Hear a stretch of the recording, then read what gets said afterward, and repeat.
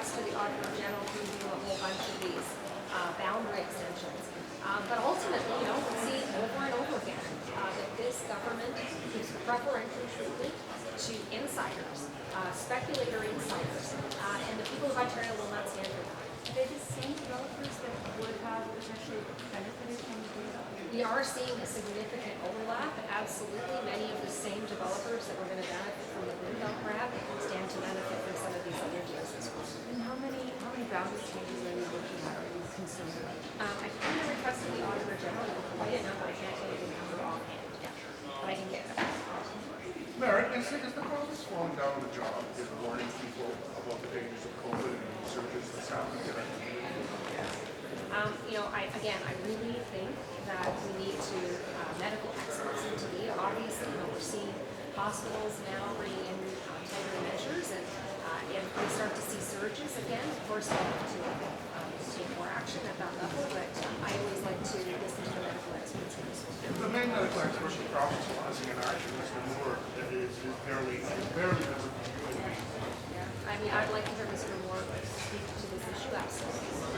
TVO strike in its 7th week. They were offered not a guarantee on 3% raise in year. You know what? I think it's up to the workers themselves, and we've seen workers across this province say that with rising cost of living and affordability issues, what employers are presenting is not enough for them to be able to continue feeding their families and making the rent. Do we need TVO? TVO plays an extremely important role in Ontario. They provide fantastic journalism, of course, but also educational reporting and resources.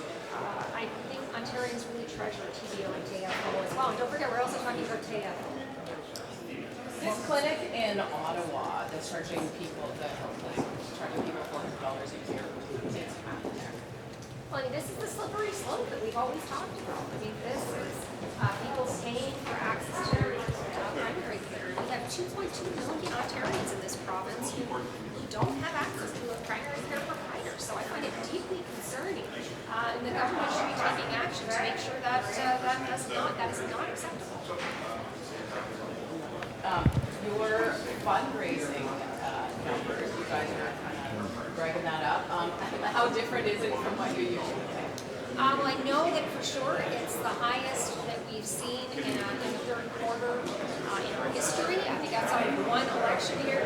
And don't forget, those are almost all donations under $50. So as always, not only are we proud that we're raising those numbers, but we're also proud that it's coming from so many people. We are a people-powered movement, and you see that again in these results. And I think it's because we're really connecting with Ontarians. They're seeing us holding this government to account and how effective we can be. And we just saw Bonnie Crombie's campaign coming out saying they raised $1 million. I mean, how much does this matter? I think that, for us, I'm very focused on the work we need to do to hold this government and the Conservatives and Mr. Ford to account. And so those small donations made by so many people really help to support the work that we're doing and holding them to account. And my focus is 100% on Mr. Ford and his government and holding them to account every single day. What more do you need to do to get to the level where the PCs are? Again, we're kind of in a different, we're swimming in a different pool, I would say.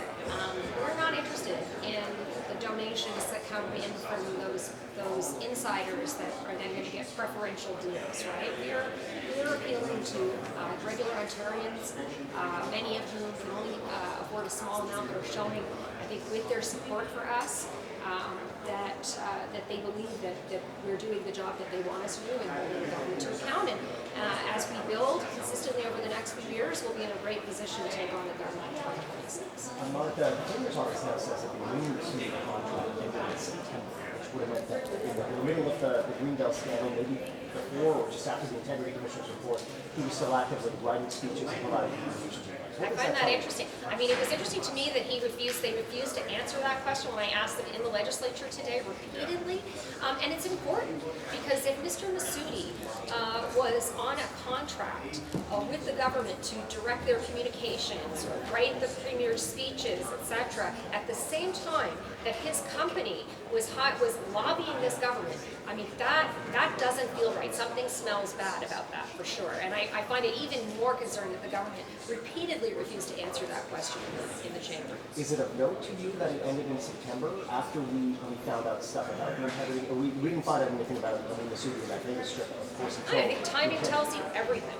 This government only does the right thing when they're caught red-handed, and that's yet again what we keep seeing happen. They backtrack, they reverse course, but only when we find them out. And you know, when I look at what the government's doing right now, the efforts they're going to, the extent they're going to hide the premier's phone records, his phone records, the government business that he's been doing on his personal devices clearly, that they've now admitted, that should tell you everything. Ontarians are right to not trust this government because they are hiding from the truth. Is there a value for money audit that could be done into a contract like that? I will look into that. Yeah, thank you.